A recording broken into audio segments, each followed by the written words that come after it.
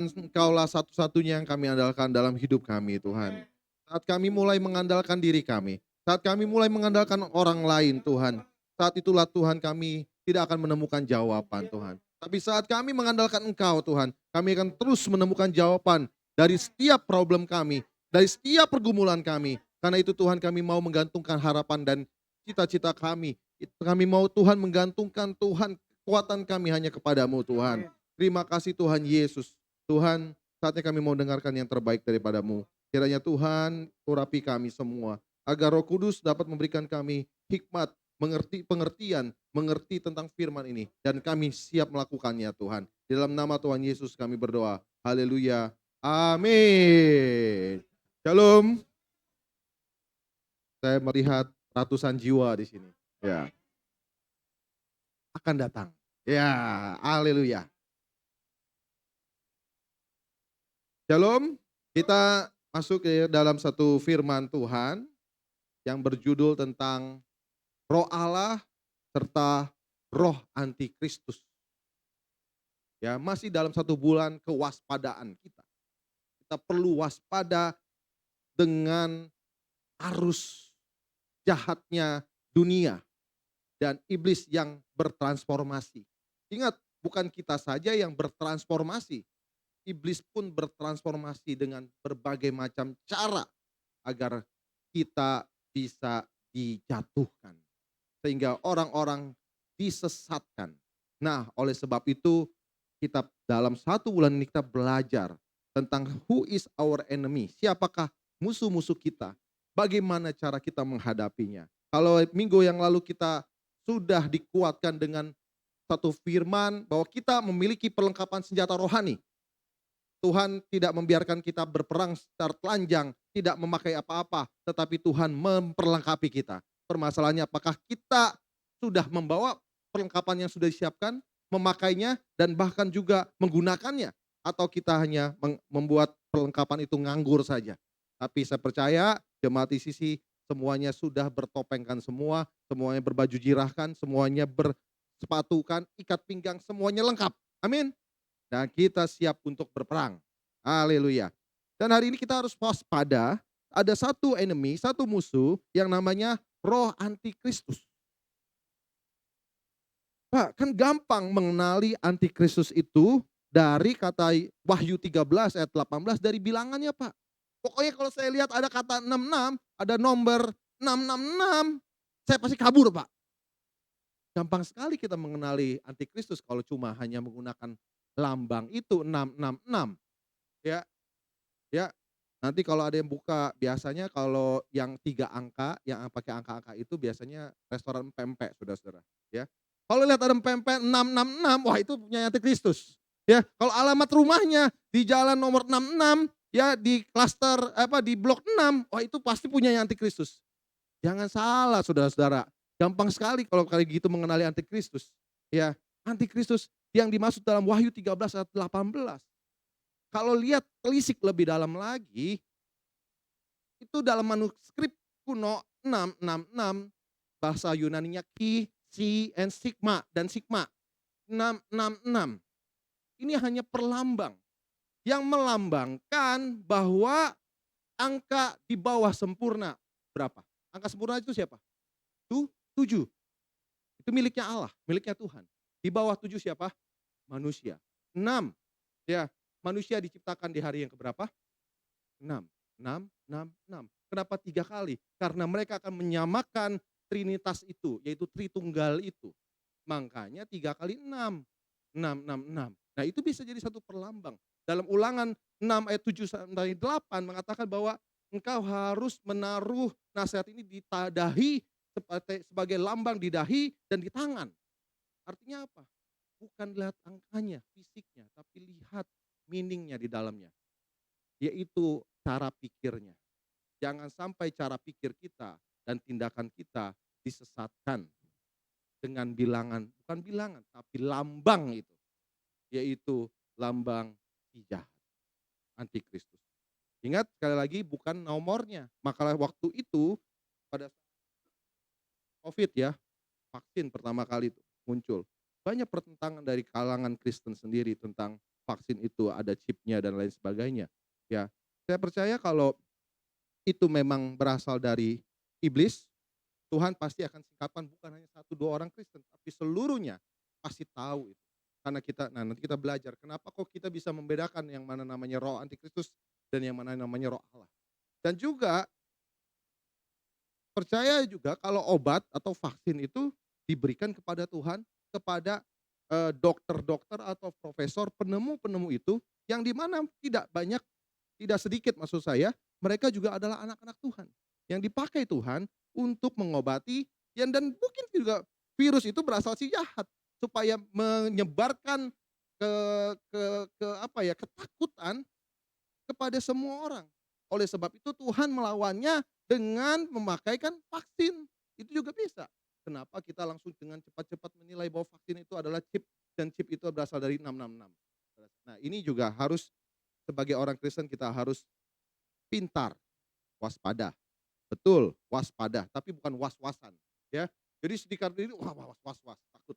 Dikit-dikit takut gitu, tapi harus waspada tapi bukan was-wasan.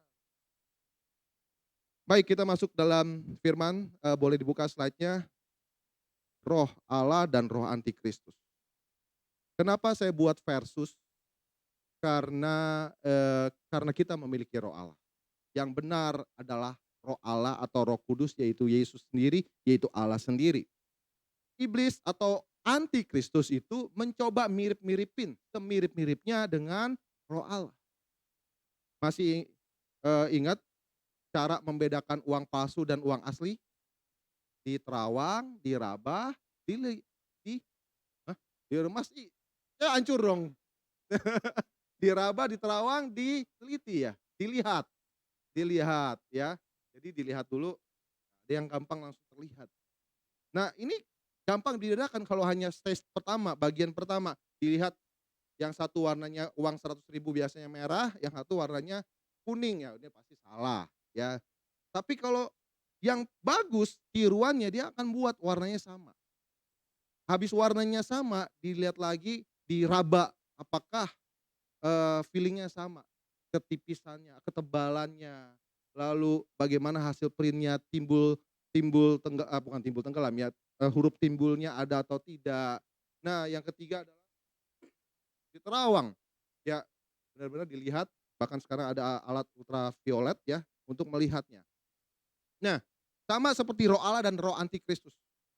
Pasti antikristus mencoba semirip-miripnya dengan roh Allah. Betul nggak?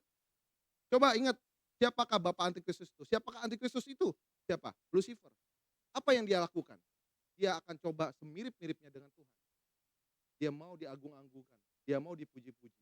Ya, bahkan dia adalah malaikat yang dulunya posisinya sangat tinggi dan dia mau mirip dengan Tuhan. Kemiripan itu. Bagaimanakah iblis merayu manusia supaya mereka dan akhirnya mereka jatuh dalam dosa.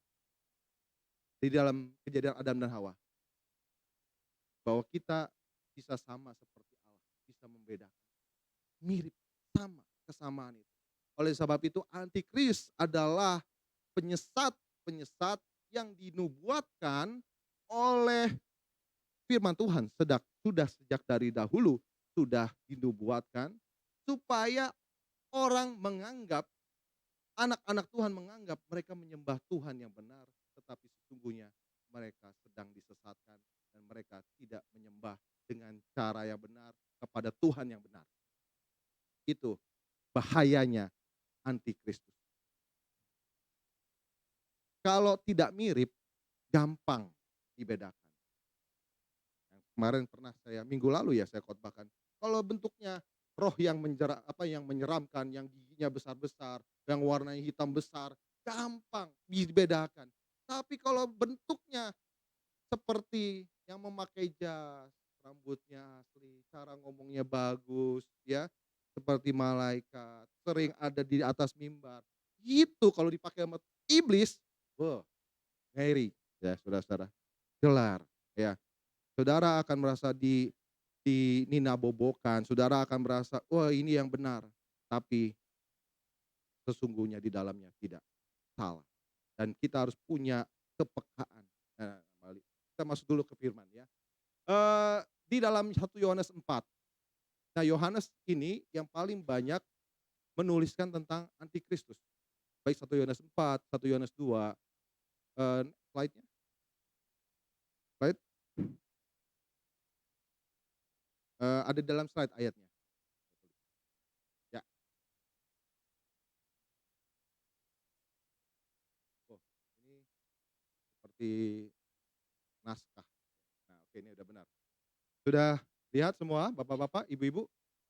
Ya karena 7 ayat, 6 ayat, mari kita baca bersama-sama. 1, 2, 3. Saudara-saudaraku yang kekasih, janganlah percaya akan setiap roh, tetapi ujilah roh-roh itu, apakah mereka berasal dari Allah, sebab banyak nabi-nabi palsu yang telah muncul dan pergi seluruh dunia. Demikianlah kita mengenal roh Allah, setiap roh yang mengaku bahwa Yesus Kristus telah datang sebagai manusia berasal dari Allah. Dan setiap roh yang tidak mengaku Yesus tidak berasal dari Allah. Roh itu adalah antikristus dan tentang dia telah kamu dengar bahwa ia akan datang dan sekarang ini ia sudah ada di dalam dunia. Kamu berasal dari Allah, anak-anakku, dan kamu telah mengalahkan nabi-nabi palsu itu, sebab roh yang ada di dalam kamu lebih besar daripada roh yang ada di dalam dunia.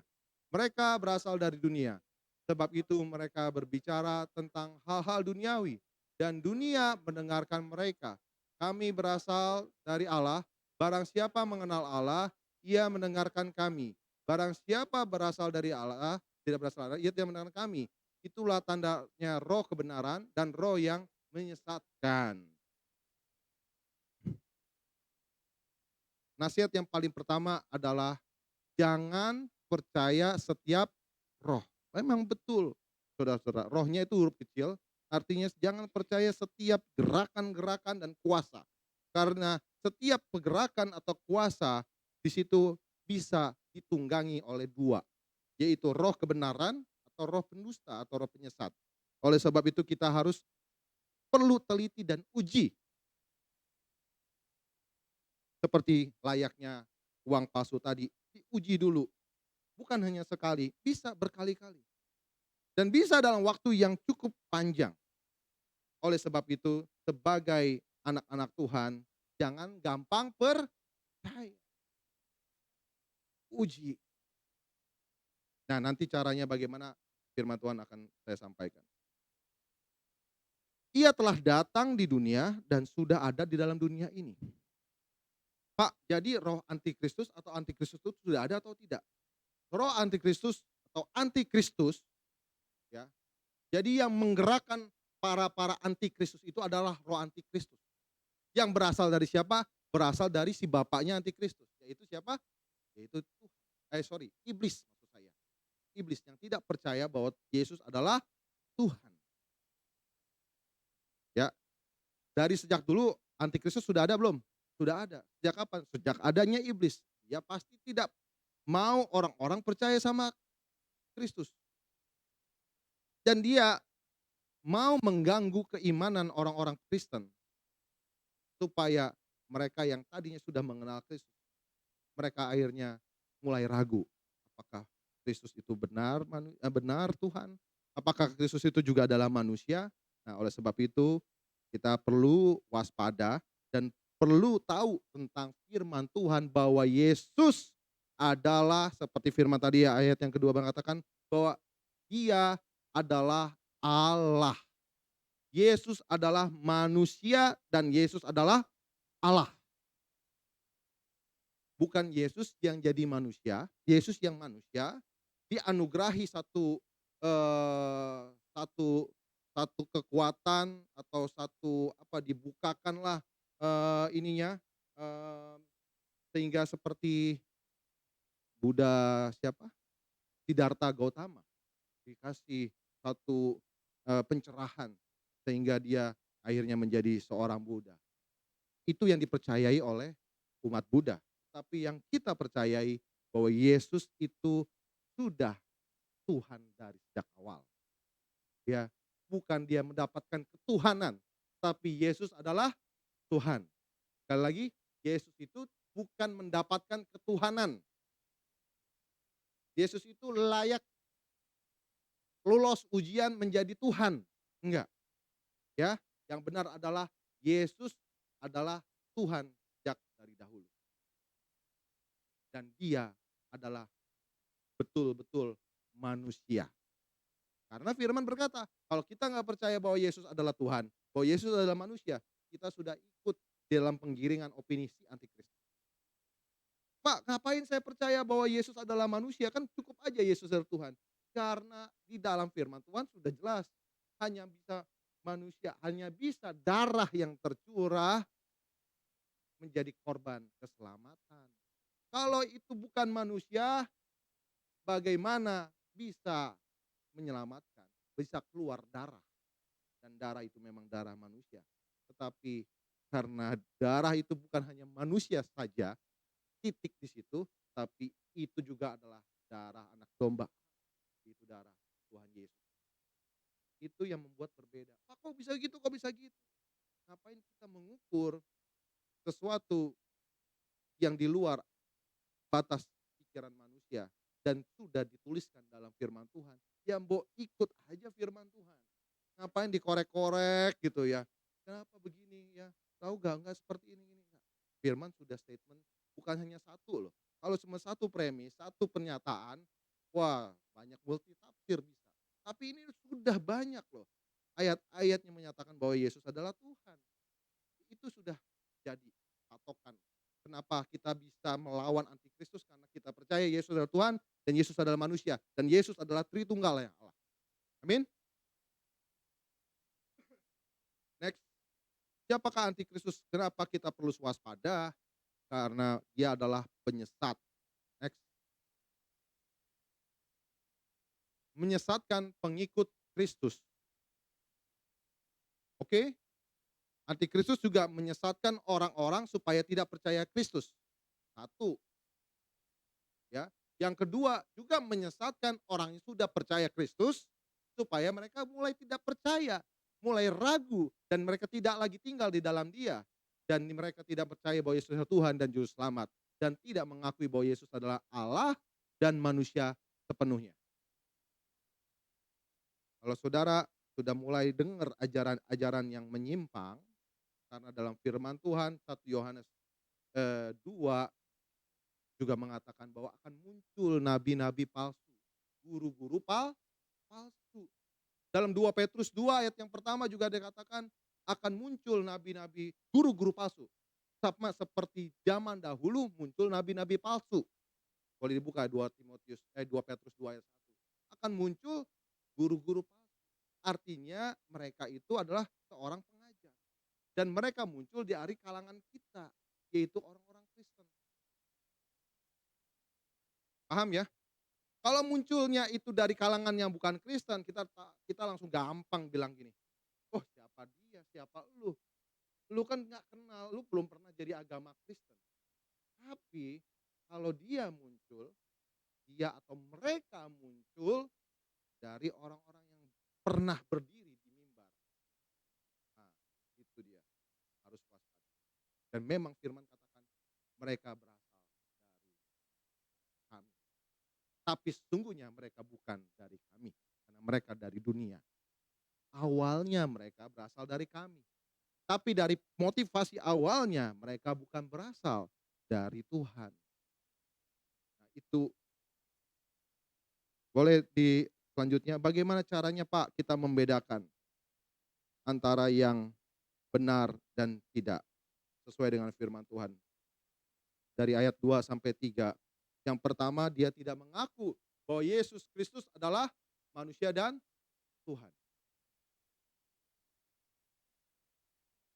Bisa nggak Pak saya tanya ke orangnya kalau saya menemukan itu?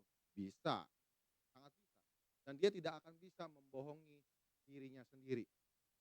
Walaupun dia berdusta, tapi dia akan tidak bisa berdusta untuk dirinya sendiri.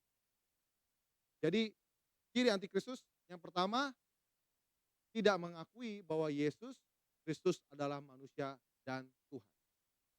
Dia hanya mengambil satu saja, antara menjadi manusia saja Yesus adalah manusia, Pak. Karena dia hidupnya baik, hidupnya suci, Tuhan lihat itu. Lalu Tuhan lihat itu, "Oh, engkau pantas dijadikan Tuhan. Engkau pantas nih, disembah. Oleh sebab itu, ya kau saya angkat." Nah itu salah, ya, kalau Yesus hanya manusia. Dan ada juga yang menganggap bahwa Yesus adalah hanya Tuhan. Itu pun juga ciri daripada antikristus. Apakah sudah ada, Pak? Dari zaman tahun 30-an Masehi, itu sudah mulai muncul para penyesat-penyesat. Karena mereka sudah tahu tentang Yesus Kristus, lalu kaum gnostik itu melihat itu dan sudah ingkrah, ya. Ingkrah itu apa? Sudah deal, sudah sama-sama satu suara di dalam konsili. Ya, konsili itu pertemuan para hamba-hamba Tuhan, pertemuan para teolog-teolog, konsili di Nisea dan berkali-kali ini sudah menjadi satu statement bahwa Yesus adalah Tuhan juru selamat manusia dan juga Tuhan. Satu hakikat dan satu kesatuan yaitu Tritunggal. Jangan diobrak-abrik lagi, tetapi kita percayai, kita ikuti. Kedua, ciri antikristus itu berasal dari umat Kristen sendiri yang dianggap sebagai nabi dan guru dari ayat yang pertama dan juga dari Yohanes 1 ayat 2:19, dari 2 Petrus 2 ayat yang pertama. Nabi-nabi palsu dan guru-guru palsu. Dan orang ini adalah orang yang populer. Ingat, ya, kalau nggak banyak orang yang dengar, ya, ayat yang pertama, mereka banyak 1 Yohanes 2 ayat 19, boleh dibuka deh. 1 Yohanes 2 ayat 19, memang mereka berasal dari antara kita, tetapi mereka tidak sungguh-sungguh berasal dari kita, ya.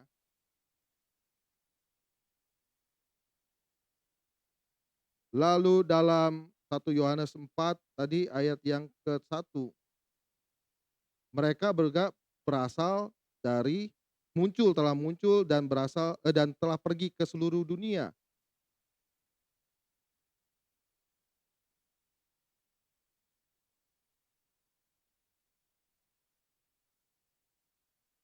Oke, balik lagi ke slide. Ayat yang kelima, mereka berasal dari dunia dan mereka bicara tentang dunia dan dunia mendengarkan mereka. Dunia mendengarkan mereka. Artinya ini adalah orang, sosok yang populer. Mereka adalah orang populer. Kalau yang dengerin 1, 2, ngapain dipakai iblis buat jadi roh antikristus? Ya yang paling disesatkan 1, 2. Tapi kalau yang dengerin ribuan orang, ratusan ribu orang, bahkan jutaan orang, itu adalah sasaran empuk, bisa ditunggangi atau dibajak iblis untuk menjadi antikristus. Ditunggangi oleh roh antikristus sebagai tokoh daripada antikristus. Maka hati-hati. Jangan kita ikut dengar karena tokohnya, karena mengkultuskan pribadinya, tetapi harus semuanya kita kultuskan berasal dari firman Tuhan. Sehebat-hebatnya hamba Tuhan, pendeta besar, sewaktu-waktu, kalau memang itu merupakan kehendak dari Tuhan, bisa dipakai oleh kita. Jadi sewaktu-waktu pada saat kita dengar firman Tuhannya, oke, ada yang bagus, sesuai dengan firman Tuhan, tapi setiap firman yang diajarkan kita harus uji terus. Jangan iya manggut aja, tapi harus kita uji, ya. Sebenarnya tadi nggak pas deh. Jangan sampai kita terlena oleh pentokohan tadi, pengkultusan, ya. Kalau ada si itu semuanya pada, datang melihat, ya. Bukan Kristus yang dicari, tetapi orang yang dicari, ya. Nggak salah saudara, ya karena memang dia dipakai oleh Tuhan. Mereka dipakai oleh Tuhan, nggak salah. Tapi bisa gampang disosok apa, ditembak oleh si jahat itu, ya, supaya bisa menggantikan siapakah yang dia utamakan, apakah dirinya atau Kristus, ya. Paham ya maksudnya? Ya. Jadi oleh sebab itu, ujilah setiap kali, Tidak ada yang salah, tapi harus diuji setiap kali. Next, yang pasti yang ketiga, belum ya. Ciri antikristus adalah menyesatkan. Ayat yang ke-6. Itulah tandanya roh kebenaran dan roh yang menyesatkan. Pasti ujung-ujungnya adalah menyesatkan. Di awalnya belum tentu menyesatkan, karena kita harus percaya dulu, bener ya? Kalau orang mau misalnya, "Saya akan bawa kalian ke jurang," ya pasti nggak ada yang ikut. Tapi kalau saya akan bawa kalian ke tempat yang baik, ya, saya akan bawa kalian ke padang rumput yang hijau, wah kita akan tergoda, bener nggak? Ya akan tertarik. Lalu sudah sampai di tengah jalan baru dijeblosin lah ke lembah kekelaman. Nah ini namanya penyesatan, bener ya? Ya, di tengah jalan dijeblosin ke lembah kekelaman, itu namanya penyesatan, bukan ya karena kalau dari awal sudah dikasih tahu, "Saya akan bawa kalian ke hutan belantara," ya pasti nggak mau, nggak ada yang mau ikut. Ya, itulah ciri-ciri dari antikristus. Dia akan mulai pakai kamuflase apapun itu, ya, sehingga banyak orang yang percaya dan tidak sadar lama-lama sedang hatinya, pikirannya sedang disesatkan. Nah ini sebab itu kita harus tetap menguji setiap roh. Ciri yang keempat adalah ciri yang keempat selanjutnya, next, pendusta atau berbohong. Kenapa berbohong? Karena asal muasalnya antikristus berasal dari siapa? Si jahat, si iblis yang adalah bapa dari segala pendusta. Yaitu adalah naturnya. Kalau Allah punya natur, iblis pun punya natur dan dia tidak akan bisa membohongi natur itu. Dia tidak akan bisa lari dan lepas daripada natur itu. Oleh sebab itu kita harus waspada. Nah, ini juga hati-hati karena pendusta itu gampang sekali berbohong. Nah, dan berbohong dan itu bisa juga akhirnya membuat kita termakan kebohongan-kebohongan itu ya, ya. Sekali lagi antikristus bukan suatu sosok yang menyeramkan. Tapi antikristus adalah sosok yang bisa lembut, bisa baik,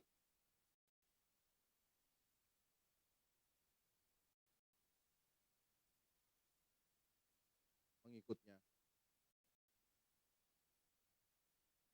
itu mau diberikan statement kata-kata bahwa, "Ikut ya, saya udah ikut kamu." "Percaya kan?" "Percaya." Setiap kali percaya percaya. Oke, percaya nggak kalau Kristus itu sebenarnya bukanlah juru selamat?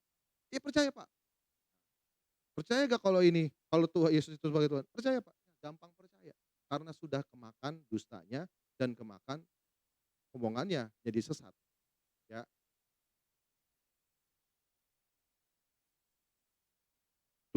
Pendusta itu bukan berarti gampang dikenali ya. Pendusta itu bisa jadi sulit dikenali, ya. 6, kelima maksud saya, ciri antikristus ternyata dari sekian banyak mungkin firman yang dia sampaikan, dia mengerti firman. Karena iblis pun juga mengerti firman seperti kemarin, ya. Ada tertulis, pintar sekali ngomong. Dia mengerti firman, tetapi di belakang layarnya, di balik layarnya, bicara tentang hal-hal duniawi dan banyak orang mendengarnya. Dalam 2 Petrus 2 ayat yang ketiga, ayat yang keempat mengatakan cerita-ceritanya hanyalah cerita-cerita isapan jempol, ya, yang artinya cerita palsu, yang artinya cerita-cerita yang menenangkan telinga, tapi sesungguhnya menyesatkan hati. Gampang, oh iya ya, berkat Tuhan berlimpah-limpah. Ya nggak usah ikut apa-apa, pokoknya jadi anak nggak usah kita taat, jadi anak Tuhan, statusnya berubah, otomatis status ekonomi kalian berubah. Nah itu juga pasti antikristus. Karena bicara tentang hal-hal duniawi, ya, dan banyak orang senang dong dengar itu. Maka penting ya, baru tahun ini kita ada departemen pengajaran di TCC, ya bidang pengajaran. Tahun ini ya Pak? Oh sudah dari tahun lalu sebenarnya ya. Ya, artinya penting bagi gereja, jemaat Tuhan mengerti manakah yang roh kebenaran itu, ayat yang ke-6 tadi, yang manakah roh yang menyesatkan. Ya, untuk membedakan pastinya perlu ada yang namanya cermin. Ya. Cermin itu sebagai satu patokan, apakah sudah rapi atau tidak. Dan cermin itu ini dia, ini cermin kita. Walaupun kita nggak bisa lihat diri kita di sini, tapi bisa juga taruh aja cermin, kita bisa ngelihat.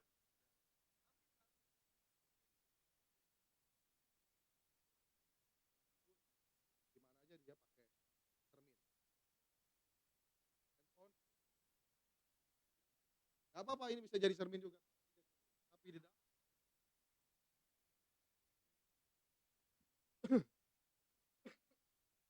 jadi hati-hati kalau kita sering dengar khotbah, "Pak, kenapa kok khotbah, Pak?" Karena sudah dibilang kalau itu berasal antikristus berasal dari antara kita. Dan dia kan ngomong yang enak-enak aja saja. Bukan berarti ikut Tuhan susah-susah terus, enggak. Tapi dia ngomong yang enak-enak aja tanpa adanya landasan firman Tuhan. Dan jangan mau terombang-ambing oleh banyak kata-kata motivasi. Yang akhirnya motivasi-motivasi itu membuat kita seperti yang Yeremia kemarin ayat 17, mengandalkan kekuatan sendiri dan mengandalkan kekuatan orang lain. Oh, sesungguhnya kita ini adalah makhluk Tuhan yang sempurna.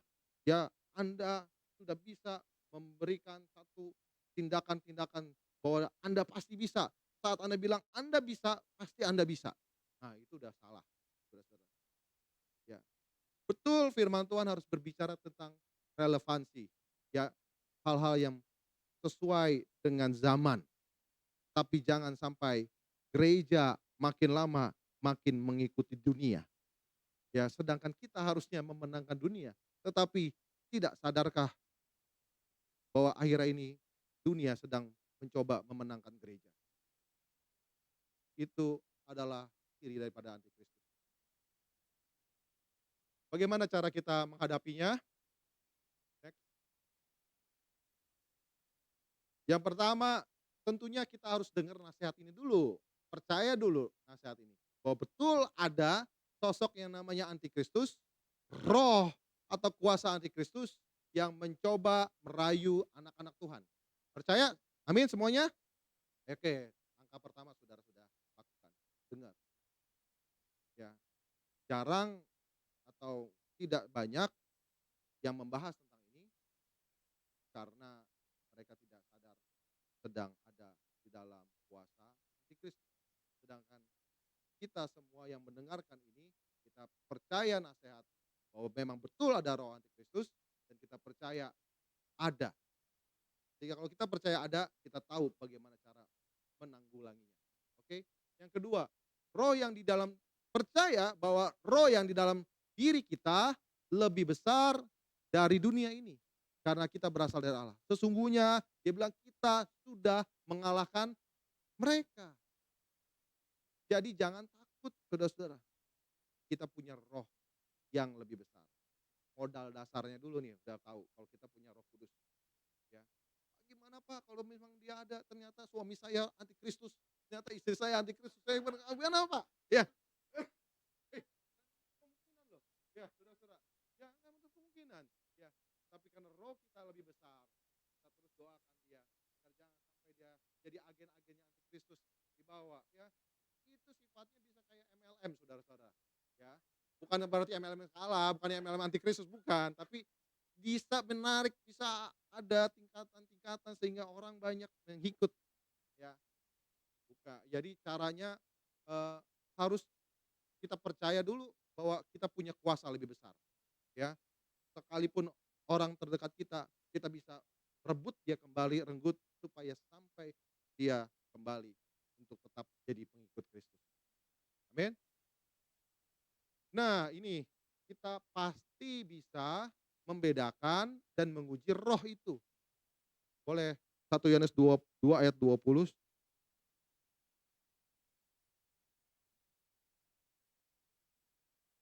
Tetapi kamu telah beroleh pengurapan dari yang kudus dan dengan demikian kamu semua mengetahuinya. Oke, ayat 19, memang mereka, roh antikristus ya, berasal dari antara kita, tetapi mereka tidak sungguh-sungguh termasuk pada kita. Sebab jika mereka sungguh-sungguh termasuk pada kita, niscaya mereka tetap sama-sama dengan kita. Tapi yang tadi saya bilang, tengah-tengahnya sama-sama kita, tapi akhirnya tidak bersama-sama dengan kita. Tetapi hal itu memang sudah pasti terjadi, supaya nyata bahwa tidak semua mereka sungguh-sungguh termasuk pada kita. Tetapi kamu, yaitu saudara dan saya, kita telah beroleh pengurapan dari yang kudus. Dan dengan demikian kamu semua mengetahuinya. Saudara dan saya sudah mendapatkan pengurapan dari Roh Kudus, oleh sebab itu kita terus tinggal di dalam kekudusan, sehingga kita peka bisa membedakan dan menguji roh. Bagaimana Pak cara membedakan? Bagaimana saya bisa peka? Dengan kita hidup kudus, kita hidup sesuai dengan firman. Kok bisa gitu? Gini ya, kalau hubungan kita lagi sayang-sayangnya, ya lagi deket-deketnya sama sama seseorang, pasti apa aja kan komunikasi. Ngomong aja gampang, ya. Ya jawabnya juga gampang, tanya juga gampang. Sama dengan Roh Kudus, karena dia adalah pribadi, benar ya? Kalau kita lagi sayang-sayangnya sama Roh Kudus, lagi deket-deket, tanya juga gampang, dia jawab gampang, kita dengar juga gampang. Gimana caranya? Kita hidup supaya tidak ada jarak yang memisahkan. Kalau tidak hidup dengan benar, tuh tanya nggak ya? Takut ntar dimarahin lagi. Nah, kayak gitu, ya. Aduh, nggak enak kemarin habis dosa lagi. Nah, itu maka dari sebab itu kita harus hidup dengan benar, ya, dan hidup tetap memelihara kekudusan.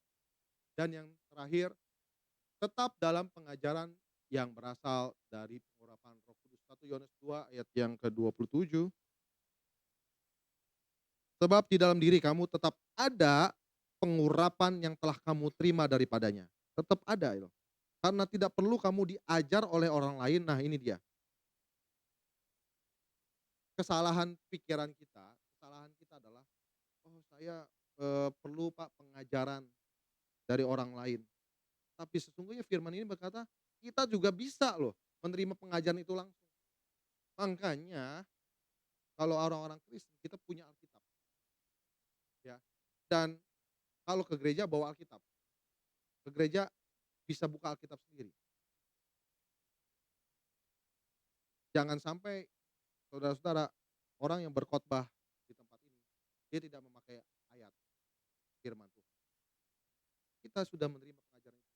Makanya kita bisa membedakan, kita bisa mengetahui, dan kita bisa tetap di dalam pengajaran. Begini, ngerti ya maksudnya ya? Bahwa sebenarnya sebagaimana pengurapan mengajar kamu tentang segala sesuatu dan pengajaran itu benar. Jadi kita harus terima pengajaran yang sumber dari pengajaran itu, yaitu firman Tuhan. Yaitu Roh Kudus yang telah kita terima pengurapannya sejak kita menerima Tuhan Yesus. Jadi jangan sampai pola pikir kita berkata, "Oh, saya ini siapa? Saya ini hanya orang percaya, orang awam, tapi saya eee eee, tidak berhak untuk belajar." Enggak, ayat ini statement bilang bahwa kita semua telah menerima pengurapan dari Roh Kudus yang mengajar kita. Kita punya kekuatan itu untuk mengajar, nggak usah ngandalin orang. Karena pada saat kita ngandalin orang, dan orang itu jadi salah, akhirnya kita jadi salah. Bener nggak? Ya, tetap dalam pengajaran. Tetapi sebagaimana pengurapan mengajar kamu tentang segala sesuatu dan pengajaran itu benar, tidak dusta, dan sebagaimana ia dahulu telah mengajar kamu, demikianlah hendaknya kamu tetap tinggal di dalam Dia. Tetap tinggal dalam Dia. Ya, masalah boleh silih berganti, tapi tetap dalam Dia. Ya, penyesat begitu banyak di sekeliling kita. Mungkin bisa jadi orang sedekat kita, tetapi tetap tinggal di dalam Dia. Maka ayat-ayat selanjutnya mengenai anak-anak Allah. Tetap tinggal dalam Dia, tetap tinggal dalam pengajarannya. Maka kita bisa menang terhadap setiap penyesat-penyesat, dan kita menang terhadap antikristus. Amin. Jangan takut kalau antikristus itu berupa bentuk roh, menjadi bentuk roh yang menyeramkan. Karena itu gampang ditengking, ya. Tapi kalau itu bentuknya yang lain, saudara, sudah ada nih 4 hal yang harus kita lakukan. Kita tetap percaya, kita tetap lakukan, dan tetap tinggal. Dan harus setiap kali kita uji, ya. Jangan sampai terlena. Amin. Demikian firman Tuhan. Berbahagia kita yang mendengarkan firman Tuhan dan melakukannya dan tetap menguji setiap roh dan percaya bahwa roh di dalam diri kita lebih besar dari setiap roh yang ada di dunia ini. Amin.